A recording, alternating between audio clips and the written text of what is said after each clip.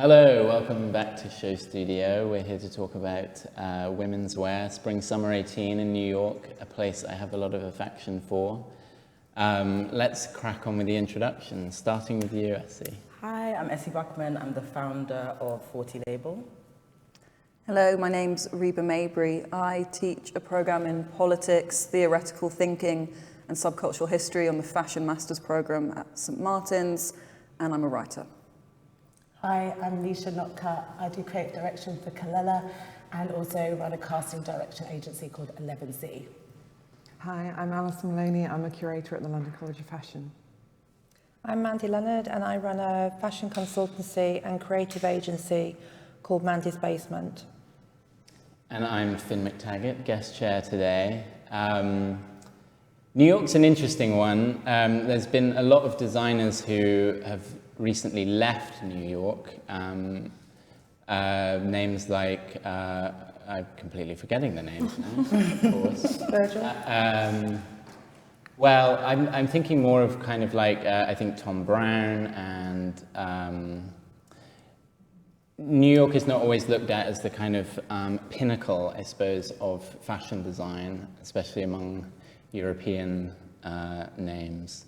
But I think New York's had a real influence on this fashion moment that we're in right now. We're certainly looking at a lot of streetwear in European runways. We're looking at a lot of kind of the kind of jeans and t-shirts and that kind of 90s minimalism that Helmut Lang pioneered.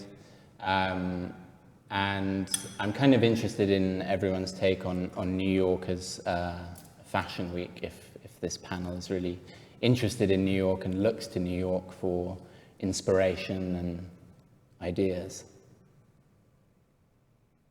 I'm going to start with you, Esther.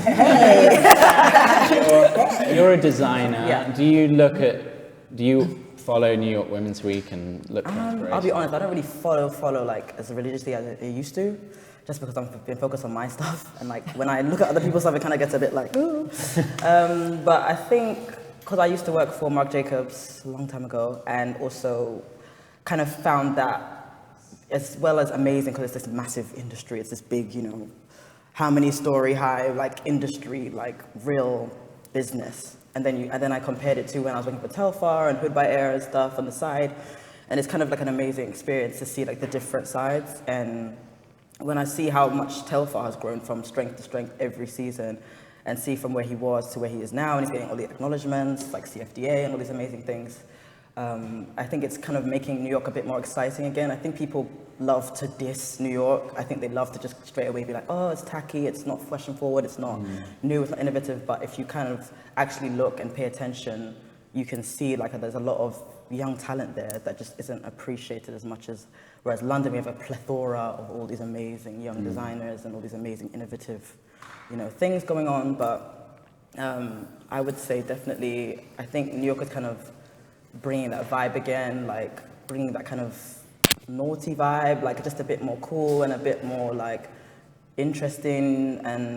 But you still got, your Ralph Lauren's and your Marc Jacobs, but you've got your like Frank Kera's, you've got your, now you see like Shane moving to Helmut Lang and making that so exciting, that buzz, like everyone was like waiting for that show. And I think it's exciting again. I do think, oh yeah, Ian, love Ian. Because I think for all the kind of young talent that is there, and as exciting a city as New York is, New York's kind of fashion culture is rooted in retail and commercialism, and the actual dominant players there are your Ralph Lauren's, your Michael Kors, your Tory Burch, who are actually selling clothes to real women. And the CFDA is very much, I suppose, geared towards that very commercial end of things, which can be quite difficult, I think, for young designers to come through in New York. Are there names? I'm going to pick on you now, Reba. Hello. Are there names that you look to in New York that But what? excite you? Yeah, of course. I think, I don't know, I find New York interesting in the sense that, if you think of Milan, Paris, London, New York, they all celebrate and enhance a different type of woman, which is based in that culture. So America, New York is very much famed for sportswear and business women. And if you look at Donna Karan or, you know, all these other kind of sport, like more sportswear designers, that's where it comes from. Then that comes from the frisson in America of culture, which is, you know, the only real culture in America is black culture. And then we have like the apartheid that exists under America, and we have women wearing Ralph Lauren. So that's what I find fascinating about New York, is the absolute tension between those two cultures, and how one is so vibrant and original and progressive, and one is like in this bizarre time warp. So I kind of like, I like looking at Ralph Lauren in this very ironic sense, because it's so kind of disgusting, but also like it refuses to change. You can look at a Ralph Lauren campaign from any time in the last 20 years and they all look the same, and in that I think it's kind of incredible, but in a conceptual way. But then if you look at like, you know, Telfar and Hood by Air, they are I think the most original designers working today, point blank, anywhere. I think we can both agree on that particular point. I mean, I guess, yeah, I mean, we could move on to talking about Shane Oliver's Helmut Lang collection. Well, it's the only one worth talking about, isn't it? I suppose so. However, what I noticed from the reviews that came out after this show was that most of the discussion, for some reason, seemed to focus on Isabella Blow. Isabella Blow? Oh my God. Isabella Burley? Early. Look at my watch. It's too early. Isabella Burley, who I'm sure would love to think of herself as an Isabella Blow. Isabella Burley, who brought Shane into Helmut Lang, but was strangely given a lot of credit for a lot of the genius that is behind this collection. She got a surprising amount of column width on a lot of the reviews about this show. And I found that quite disappointing. What was everyone's reaction to this show when they Reaction first to saw the it? show or Isabella? To this show, Well, it's fab, isn't it? yes. Yeah, it's Alison, really good. what And do it you... still feels like Helmut Lang. You know what I used to love about what I still love about a lot of Helmut Lang from when I was younger to now. It still feels like, it does feel like a meeting of minds in a lot of ways for me. I thought he did a really fab job, to be honest. I mean, it struck a very good balance, I thought, between Shane's world, which is very overtly about sexuality and about sex and something very over the top, and managed to match that with a very kind of minimal helmet aesthetic. And It's still using chic. all of the kind of, using all of the kind of classic Helmut Lang colours and even using some of the models from the original Helmut Lang shows. It's chic and perverted, which is a beautiful mix. For sure. I've described you as that once. Thank you. Alison, did you have a look at the show? What did you I did have a look at the show. I mean, it was a highly anticipated show. And I think, you know, as you're saying about bringing back the original sort of Helmut Lang ethos, but bringing his own signature to it. And then also in terms of the models that he brought into the show, the original models that were there, but also casting his friends and current people from models today into that casting. I think in terms of New York this time as well, there's been a lot of discussion about the diversity of the casting, which I think is, you know, about time really. So it was good to see that within this show as well. I mean, Shane's castings always felt very exciting.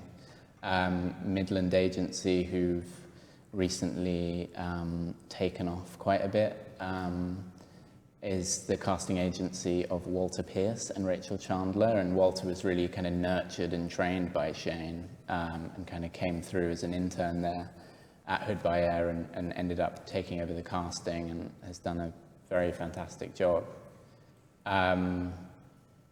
And again, this show was full of very vibrant characters. Yeah. It's not what you necessarily anticipate from New York Fashion Week. No, I mean, particularly looking at that middle image there. I think that guy's actually a porn star, by the way. Good. For Cocky Boys. If anyone's interested. I know I'm interested in pornography. Mandy, what was your take on the show? Well, I just thought it exploded. It was so exciting. Everything was really polished, and you know, Isabella Burley, she's actually very unassuming and low-key, you know, person. And I quite like that she was being recognised, because she's not the type that would want her name out front. No, I agree. I quite like that about it. And you could just see all the nuances of having someone like her involved, what she'd achieved, like, you know, having Selena Forrest open the show, then Slick Wood, then Ducky Thought. I mean, it's just really the casting was just incredible. And then having all the freaks of the moment and a lot of the original cast, it was just this kind of electric juxtaposition of culture. And the collection was great. I mean, I love all the bondage influence within it all. And it looked completely wearable and just what people want to buy. There were loads of things to cling on to. But then there was this kind of tease, I think a few days before, when they put the Sea collection on Instagram of all the kind of merchandise. So it was almost like if you went to the show and you got really excited, you kind of wanted to buy a piece of it. So it was like that, kind of going to a concert. But also people that weren't in New York even could engage with it. And it really appeals to the sensibility of what young people want, which is like unexpected drops of exciting product. So yeah, I thought it was really exciting. Yeah, I mean, he had a kind of, like you say, music merchandise take on things. He did the kind of Helmut Lang World Tour T-shirt that was like instantly available as I remember him doing in the late 90s a backstage T-shirt. Right.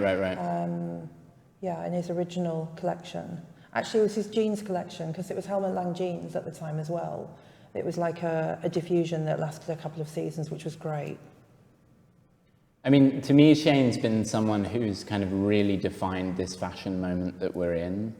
You know, the idea that the hoodie is a luxury garment, the kind of return to 90s graphic minimalism,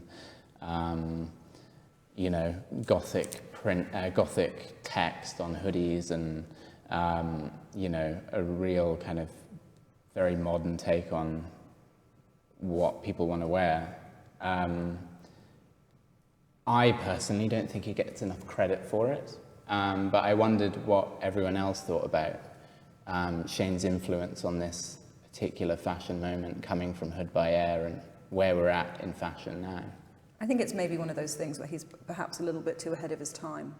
And, you know, it maybe in a kind of historical sense he'll be appreciated more when people can see it in more context, because often in fashion it happens so quickly, people can't really focus on the ideas that are being presented in that moment because there's always so much more going on. But, you know, he's always been so ahead of his time, and this is just another example of that. I'm really pleased for him that he's having this moment, and he's having this, it feels like a comeback for him, and I think it's really timely, especially with the whole gender neutral messaging that's going on all over the place. You know, he's always, that's his world, you know, people are people, and it just feels really, really fresh. Also, going back to Isabella Burley, I think she's been involved in the website as well. If you go on the Helmut Lang website, all these things have been polished all at the same time. So it's like a real fabulous launch of something. And they've done they're reissuing a lot of classic pieces.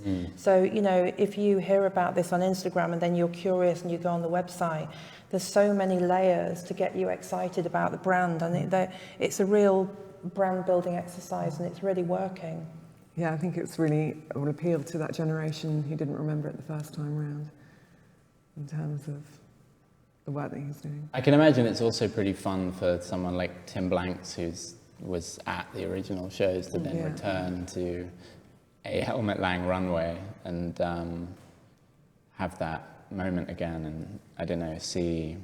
And it just doesn't feel literal in any way or form. It is a complete fresh new take, and this is just a brilliant exercise in what you can do with, you know, a brand that's had success in the past. However, we are all being very positive about it, but I think I found the reviews about this show to be very lukewarm at best. I thought that it was not well received. Even the panel that was at Show Studio on it was quite critical of this collection. And like I said, a lot of the kind of reviews seem to focus on Isabella's role. I mean, a lot of houses kind of have rotating creative directors, like Versus, or you know, the idea of a creative director coming in for one collection is not strange, and we usually do talk about that designer for that moment, for that collection.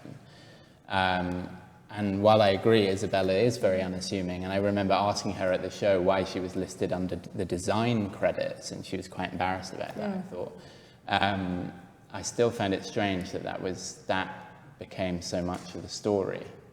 Well, I suppose it's because it's a new role that someone's made up, and that's what's got people's attention. The idea of being an editor-in-chief of a fashion label is like it's not like saying she's the creative director. I think people are curious about what that means, and perhaps that just gives her more attention. Do you think that's a way of running? Is this a kind of model for other brands? That I think it should be, because Definitely. I think more fashion brands just need to be more intellectual, and they're not. And by having an editor rather than an art director is, you know, a made-up kind of capitalist job about.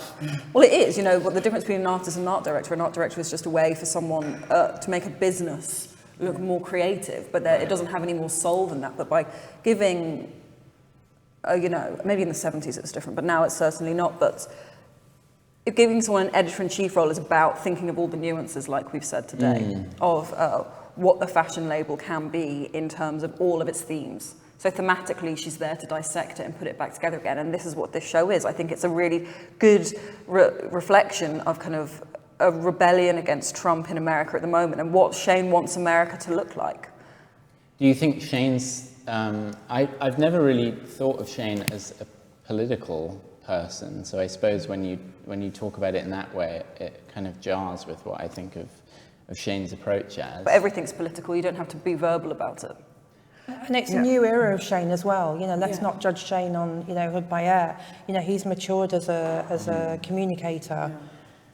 And I don't see this as overtly political. I don't think he's trying to make a statement in that sense. I see it as a sort of natural No, that's just like a evolution. kind of point that I think of. I don't think he's necessarily trying to do that, but that's how I see it. Yeah. Misha, I want your stylist's eye here. What pieces would you pull for... We've already pulled some things from this collection already. Kalena, who I work with, went to the show as well. So there's so much great stuff, and like I know Solange also recently just wore the whole outfit with below for award ceremony recently. Yeah. But it's, you know, I'm really into it. I think that goes back to what you were saying earlier, Reba, about like the Ralph Laurens and these established brands, and then these all up and coming brands.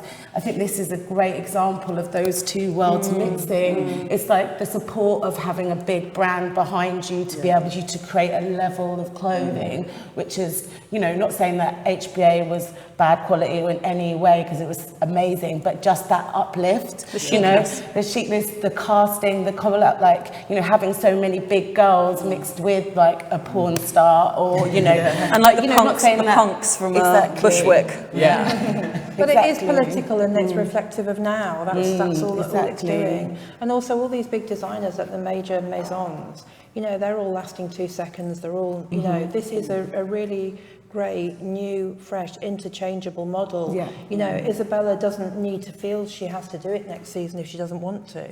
And you know, it's been set up so that you can bring in new people whenever, you know, organically they feel that they want to. And I really think that the company that finance it, isn't it the people behind Theory? I've got so much respect for them that they've allowed Isabel and Shane to do this, because they've obviously given them great creative freedom. Well, I'm glad we've got such glowing reviews for it. Personally, that makes me very happy. And one of my absolute favourite pieces is this whole kind of concept of having the newspaper in front of your face walking down the runway. It was kind of inspired by like windy, like rainy days in New York, and they made this amazing Helmut Lang newspaper out of leather, and it kind of became this leather bag that you kind of hold in front of your face. I just thought that was a really nice touch. Moving on perhaps from the kind of headline show of that season, another big fashion event is the announcement of the CFDA Vogue Fashion Fund nominees. Two names that really stand out among that list for me were Telfar, of course, who you mentioned earlier, Reba, who has been designing for, I think, 12 years, 13 years maybe, and is only just getting nominated. He started it when he was 15, didn't he? Well, yeah, I was actually just in New York filming with him and managed to see all these incredible Polaroids that he took of his very, very early stuff. He was kind of like cutting 2-pack shirts into hoodies and had just the most amazing energy. Bringing his cousin over to do these like mad photo shoots on his terrace. Yeah, he had just an incredible eye from a very early age. Telfar, I guess, is often, I suppose, grouped together a bit with Shane, which is strange because they come at things from such a completely different angle. And Telfar, I think, offers something very, I've always thought of it as kind of like weird Uniqlo kind of brand, just insanely wearable, minimalist dressing that's just always strange enough for it to be something that you really desire and enjoy. So yeah, how many people here are familiar with Telfar? Because I often get this where I say Telfar, and people are like, who? And I'm so shocked because he's been around for so long designing. Yeah. Essie, you've worked with him. Yeah, so I interned for him ages ago, and I was like struggling at Marc Jacobs. I was just like, I just need a fresh. I've got 6 months in New York. Let me just go for it and not sleep. So I applied to Telfar, and it was great. I think when you really look at the details that he puts into it, the work, again, I think that Telfar, again, is someone that's ahead of his time. I think people don't really understand him. I think now they do. They're getting to be more familiar with him. But I think if you look at the detail that he puts in, and then like those really weird, ironic things that he puts into like the most basic item, like a polo or a jean, or you know, it's not just like, oh, I've shifted the silhouette. No, like he's actually completely reworked a common staple, like an American staple, like a white t-shirt or a jean, you know? It's American classics. Exactly, yeah, and he really focuses on consumerism. Literally. Like, that's what I was Exactly. So I think I'm so glad now that you know, all his hard work is really paying off. Like he really is like a quiet, unassuming guy. He's really sweet, and you know, he puts his all into it. And yeah, they are weirdly linked with Shane, obviously because they're best friends, but I think they're so worlds apart in terms of like taste and aesthetic. But I guess like the come up is similar, I guess. But I think Telfar's stuff is really incredible, and even like the little bags that he does, everyone loves the little bags, and it's so wearable, so easy. Yeah, again, the bags are really cute, and everything's done so well. It's just very clever without trying to be, I think. I think it's good that also, I mean, despite the fact of how long he's been working, he's not one of the big names, and the fact that the CFDA are going to support those lesser-known names is refreshing. In a way, I think it works that he's not so like, oh, this massive, you know. In a way, I think it works, but I'm glad now that he's getting the accolades that he deserves. But, you know, sometimes it's okay not to be huge as well. Yeah. Like a steady growth. Yeah. Slow burn. I think Stavros at Machine A has been really, really supportive of Telfar. He was the one that introduced me to it. And he kept going, can we see the Telfar? And I was going, show me the Cavant. And he was going, come and see the Telfar. and Anna Trevelyan is obsessed by it as well. It's just got this really clever, subtle branding. And you know, the 3D logo on the leather, and it reminded me of Helmut Lang when I first looked at it, actually.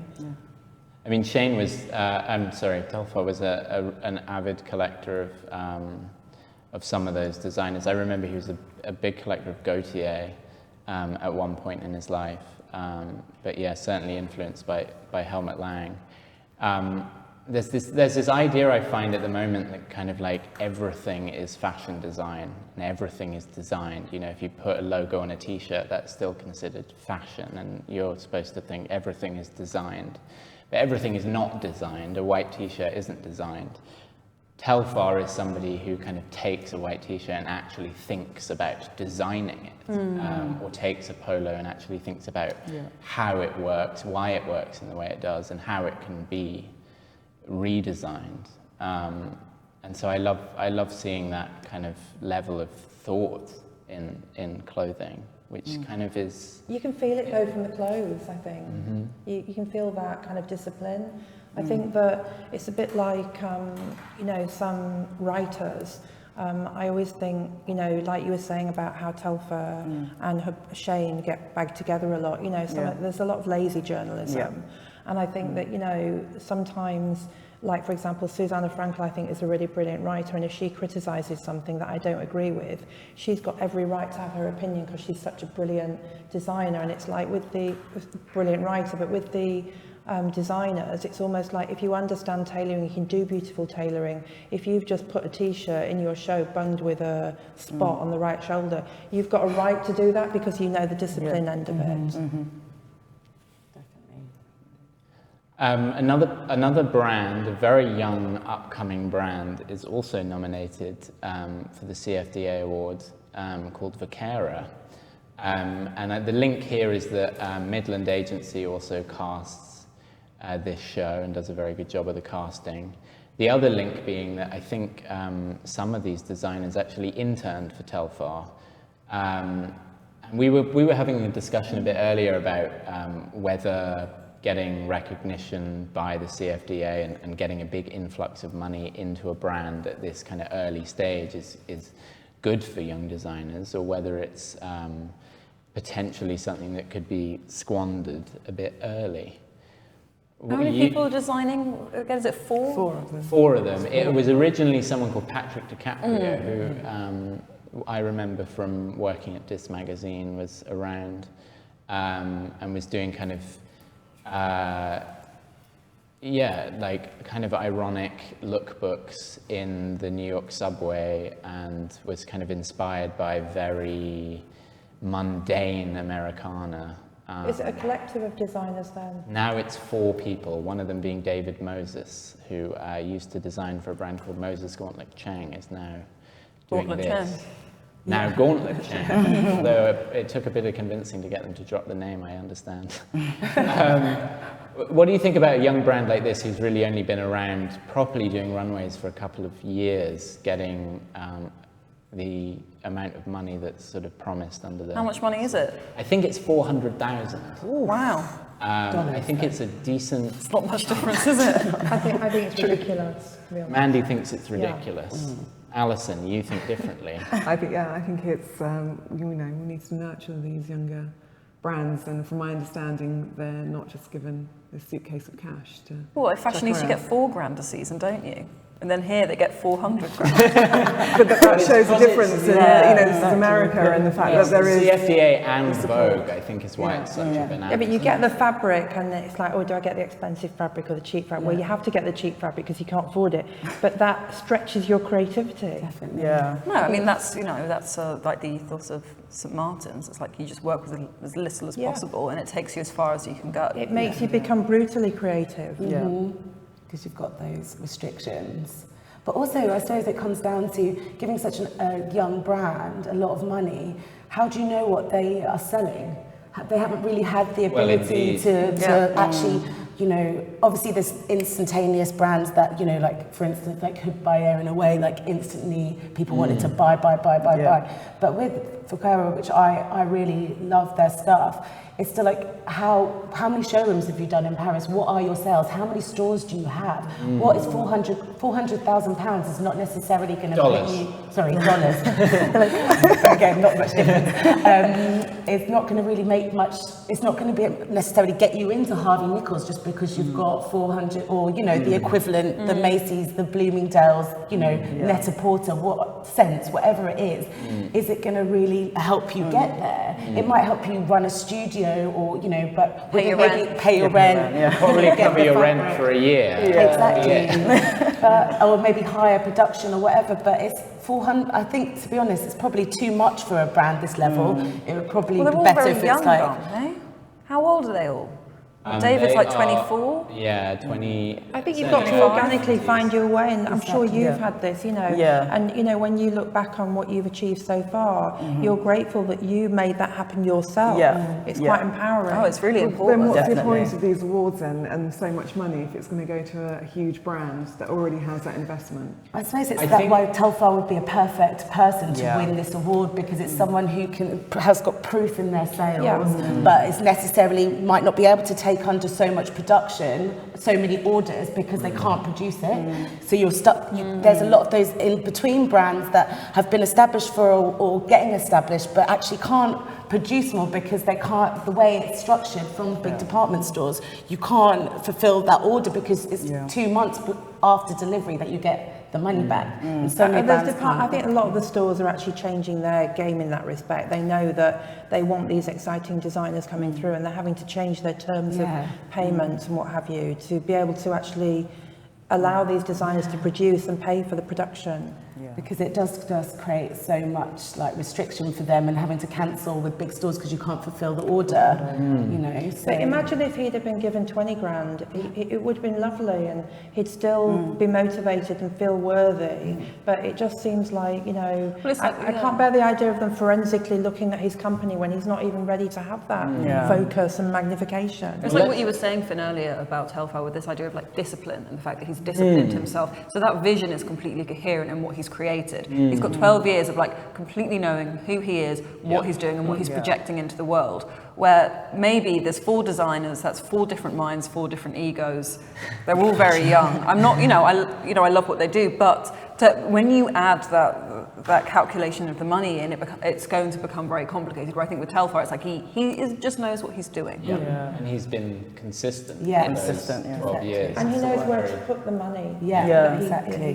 But I think, But I think I would also say that by Viquera's own admission, they want Telfar to win. I remember them saying something like second place, which is great. I guess I want to pick up on the design of this collection a bit more and actually look at the clothes. Personally, it's not something that resonates with me as much as I love Patrick and David. Well, it's like costume, isn't it? Yeah, I think there's such a level of irony about Viquera that really puts me off. There's something to me that's a bit kind of ironic, hipster, Tumblr kind of thing going on that puts me off. It's a bit sarcastic. I mean, what does everyone else think of Viquera's design point of view? I think there's some really interesting pieces. I particularly like the collection the previous season, a lot of the gold that they did. But to be honest, like when you look at New York, there's so much just brands that I have it's nice to see something other exciting younger brands coming through. So in that sense, I'm always like wanting to see it. I do understand what you're saying, but I think it is refreshing to like, with the other brands that can be so stuffy in New York, it's nice to have these younger people coming through. And I think it's important whether it's, totally in line with what I'm thinking or not, Would you think differently if they weren't showing in New York? I think this could only take place in New York. I don't know, although I can imagine it being ripped off in 5 years in Paris. I'm very precious about New York. I think New York's incredibly influential, and it's a real shame that we kind of look down a bit upon it, because to me all the shows in Paris look like they've just ripped off real New York style.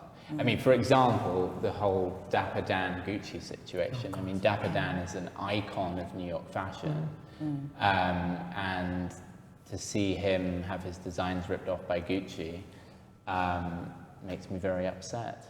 Does Emma Wyman style that show? Yeah, she Oh, does. yes, she does. Yeah. Yeah, she does. So it's almost like Sheila will definitely bring a lot to refining the look, but maybe it's a label that just hasn't quite found its mojo yet. If it's, Yeah. Speaking of labels that have definitely found their mojo, Jeremy Scott celebrated his 20th anniversary this fashion week. I've always created a lot of eye-rolling and sighs when I talk about how much I really appreciate Jeremy Scott and Moschino. This collection was horrendous. However, I think it is a nice time to reflect on 20 years of Jeremy Scott. I mean, I still on the New York subway, I see people wearing those Adidas shoes with the gorillas on. I mean, you can hate them, but that is an iconic shoe. And people wear them still. And when I looked on the Moschino Instagram yesterday, I mean, it is gay out. I've never seen anything so gay. It was like a Cher concert in Fire Island. It's gay, which I really appreciate. What's everyone's reactions to Jeremy Scott as a designer and as having been around for 20 years? I love him. I love tacky. I love tacky. I just think it's fun. But he wasn't tacky at the beginning. I mean, when he first showed in Paris, it was really beautiful and precise. Yeah. And it was just so incredible. And he's an old friend, and I've actually had arguments with him over the years about kind of the more brash stuff that he does, because he sees it as performance. Right. And the worst stage is when he did those kind of live installation type things, which were more art performance. But I think he's just been really endearing, and he's captured a new audience. This particular show, I actually think the casting just didn't work. It felt really, really greedy, like who are the biggest models we can get? And, I just felt some of the models like, I'm just trying to remember the name of one or two, but they look wrong in it. You needed the casting of the agency you mentioned, really, which would have completely made this much more make sense. It's just so naff, isn't it? Yeah. Yeah, I mean, I love Jeremy Scott doing naff, but this is in a kind of really... It's quite Eurotrash, actually, isn't it? That's where it's gone. Spanish tourist. It's gone. Gay Spanish tourist at a Lady Gaga concert. It may have been intentional as well. Yeah. It's getting almost into kind of D-squared territory. Instead of kind of wild Barbie dolls and like gas stations. It gives me like Jersey Shore kind of vibe. Yeah. It's a little pure Jersey. Bit Ed Hardy. Yeah. Yeah. Oh my god, yeah. Classic. It was definitely a moment where a lot of people were trying to make Ed Hardy a like trendy thing.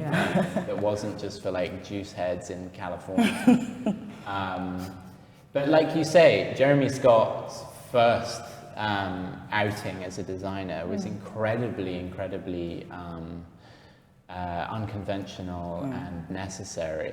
And he broke a lot of models, that he first put in his shows. People like Devon Aoki and who is in the show, I believe. Even his collaboration with Adidas for so long is admirable, and just like Longchamp. yeah, exactly, of course. He's the luckiest guy on earth to having that collaboration. Exactly. Goes to the show, come away with a nice Longchamp bag. I wouldn't mind. Alison, you don't look like you wear a lot of Jeremy Scott. I don't wear a lot of Jeremy Scott, but I think he's definitely a designer that you can't knock. I think a lot of people roll their eyes when you mention Jeremy Scott. And I guess in a way, I mean, his poles apart, but it's almost like the Ralph Lauren of New York fashion in that sense, in terms of the impact that he's had as a designer. I think sometimes his collections and his presentation of women can be slightly questionable. but I actually didn't mind this collection so much. Okay. In terms of his work, and maybe it's because... It's what you kind of expect from Yeah, him right. anyway, now. You know what? It's not smug. It's not pretentious. No. It's not trying to be something it's not. It's just... And what he does. it's a hardcore of customers. Yeah, And I think dedicated. you can't, I mean, you have to kind of give credit to the fact that he's really not just followed a consumer, but kind of led a consumer into being so a part of this world. And And the world is there. The vision is there. The vision Whether is you like it or not, it's there. Moving on to a collection that is that never creates eye rolls, which is surprising because I'm not a big fan. Raf Simons at Calvin Klein. Yeah, it's boring, isn't it? However, it does have a lot of fans. Now, I bring this up after Jeremy Scott because this collection to me looks like Jeremy Scott. silk Western shirts, cowboy boots, very colourful. I think this looks like Jeremy Scott, to be honest. However, a lot of people would find that opinion objectionable. What did we think of this particular Raf Simons outing for Calvin Klein, which is on everybody's list? I loved it. I thought it was really great. I don't see the connection with Jeremy Scott myself. And I thought there was a really great narrative throughout it. I like the Sterling Ruby touches, you know, the whole horror movie vibe coming through, cowboy boots. I loved the kind of horror of America that he was portraying, you know, the parallel with kind of what Americans are going through now. There was so much messaging in it, and I thought the clothes were beautiful. Misha, Yes. what do you think? I'm a big fan of Raf Simons forever. So, you know, always collected his pieces from a young age. So him going to Calvin Klein, I was super excited about. I really love this collection. I'm just really interested in see how this is going to grow from everything that he's started, the starting points that he's had, you know, using like the Moonlight cast for like the campaign and things like that. I'm just really interested in to see how this whole take on him working at a big American brand is going to go. So in that respect, I'm really interested. I think it's really interesting and still feels like him. Yeah. Being at Calvin Klein, it's like what I expected from him in a way. It's probably not too like surprising, but I'm really excited to see how it's all gonna get bigger and grow with him as the lead designer there. I mean, Raf Simons at this particular fashion moment is that kind of name that if you bring up as your favorite designer, everyone nods their head. And whenever I say I don't like Raf Simons, people faint. They cannot believe it. Yeah, I know. They cannot believe that you would not like Raf Simons. And they go, but what about this collection? Yeah. You haven't seen this one. I've seen it. And I really don't respond to it. But it is so of this moment where everyone's interested in I suppose, graphic design and graphic prints. You know, I don't know, Reba, no, go ahead. But in terms of his textiles, and that's always been, you know, in terms of the prints that he's used throughout his collections, I think that's always been a really strong element, and one of the things that I really love about his work in terms of that understanding of the innovation within textiles and materials that he appropriates into his collections. And I think that he's, you know, really skillful in terms of being able to step into a house. He has that reputation, and of course everyone's watching him, but to pay homage to the original, but yet make it completely fresh. And it's not a sort of pastiche. I don't think that's something that's very easy to do. I just have always found his design very kind of cold. You know what I was going to say? It's just emotionally stagnant. It is. It doesn't give you... There's no sex. You know, no one's going to go and fuck someone wearing this, are they? way. No one's doing the walk of shame in this outfit.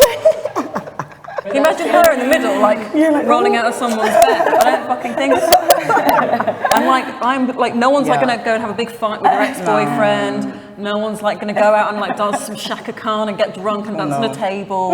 Like, I'm bored. Yeah, it's too stern. No one's shagging, no one's fighting, no one's dancing. Therefore, I don't care. I think it's too stern. I love Raf Simons, but I think it's just too stern, Sterile. too strict. Sterile. It's just like, But it's not supposed to be Raf Simons. Yeah. It's Calvin Klein. It's Calvin Klein, I think we're arguing that that's kind of signature of Raf Simons. Yeah. That it's always looked very. There's a real distance that you feel when you look at one of those pieces. He's using pretty sexy fabric. There's been silk, that looks like a bit of PVC, or some raincoat fabric, and like still, she is not going on her way to fuck anyone, is she? But Calvin Klein used to be sexy. It was like that sexy but unassuming thing. But I don't see that here really. No. Like, Look at her with a bin bag on in the corner. What's she on her way to do?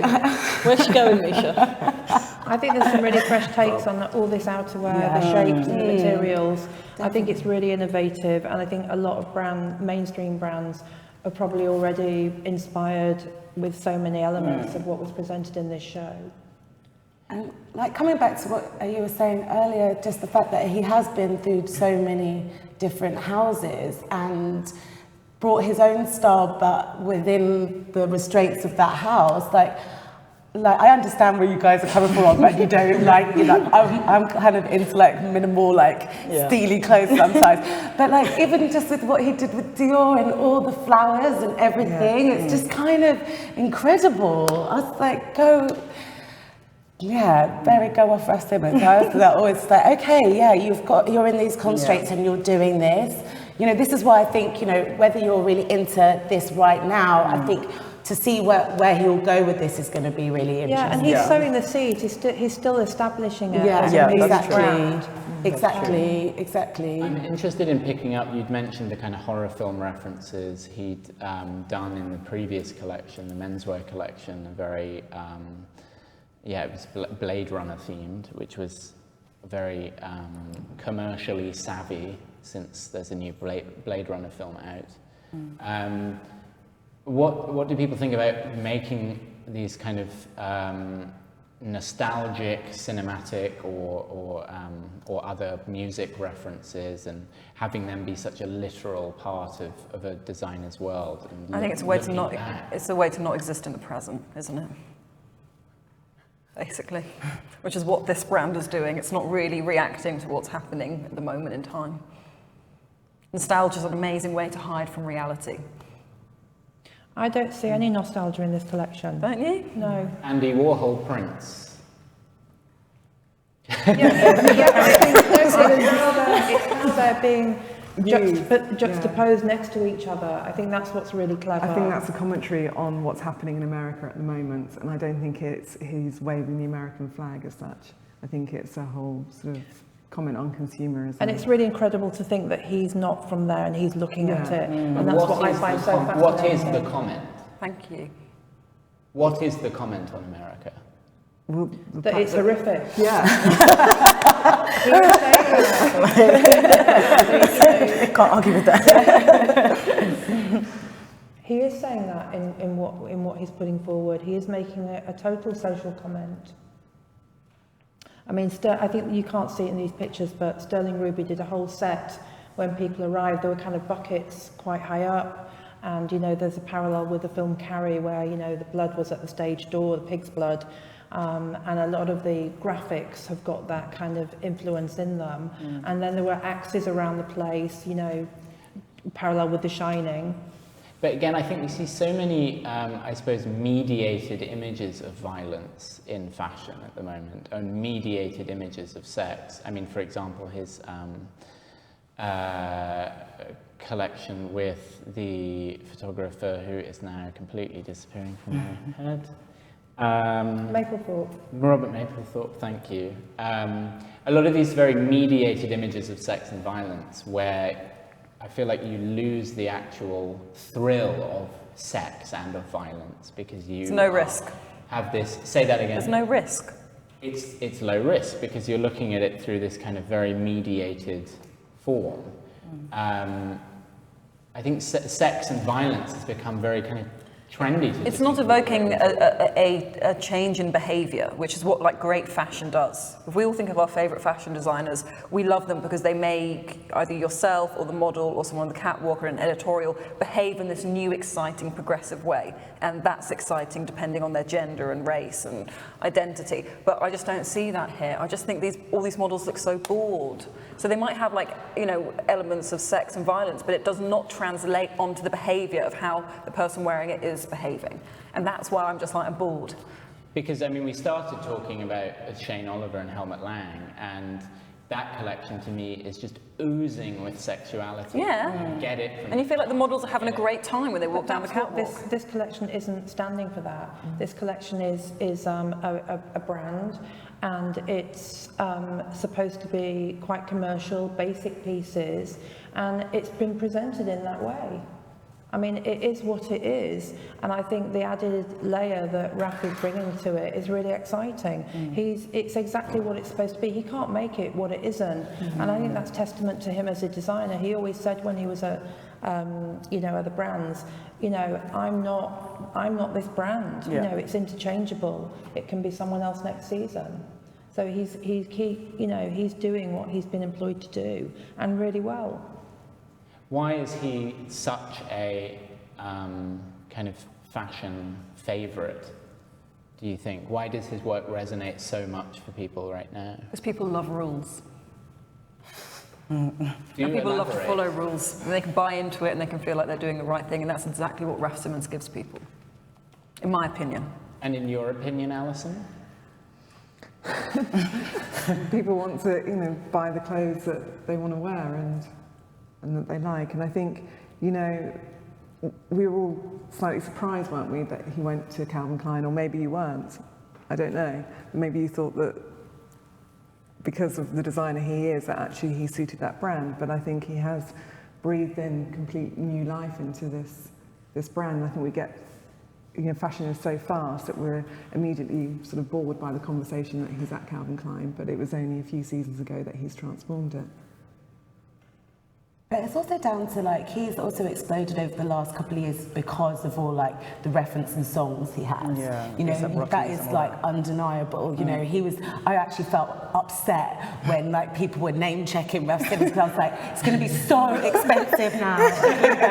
How am I going to get the things that I've been buying for ages? And even that, just t-shirts that you could get for 50 would now go for 300. It's with a lot of brands like that, those name checks in songs by musicians have made them into superstars, and the designer into a superstar, and someone who has his own label but is working for other brands. It's made him into this. But he doesn't behave like a No, superstar. He's still a definitely low-key guy Definitely not. doing what he does well. I mean, you've reminded me of the Raf song, of course, by A$AP Rocky. And the best part of that song is when Quavo comes on and does his verse and says Ralph Simons on the Please, everybody listen to it again. Ralph Simons. Ralph Simons. And he says all kinds of crazy colours, which I think is a good Summary. take on Raf Simons. Yeah. But I think that kind of summarizes a bit of a kind of general need to want to buy into certain brands that are so on everyone's lips just for the sake of it. Oh, I think it's really good product. The Raf collection this winter is incredible. Really great cut sweatshirts, beautiful coats. The basic product is. Are we talking is about out the there. Blade Runner one? Raf. Yeah. Yeah. There might be certain pieces that you've seen everywhere. Terrible. You've got no silhouette on any one of the models. They were totally There was lacking. really clever layering though going on, I thought, with the sweaters cropped and short but falling at the side. I think it's a brilliant collection. Yeah, I don't care if it's popular or not, I want it. I think that's a good attitude to end on. We're at the end of our time, and I'd like to thank you all for joining us today. Thank you. Thank you. Thank you, Finn.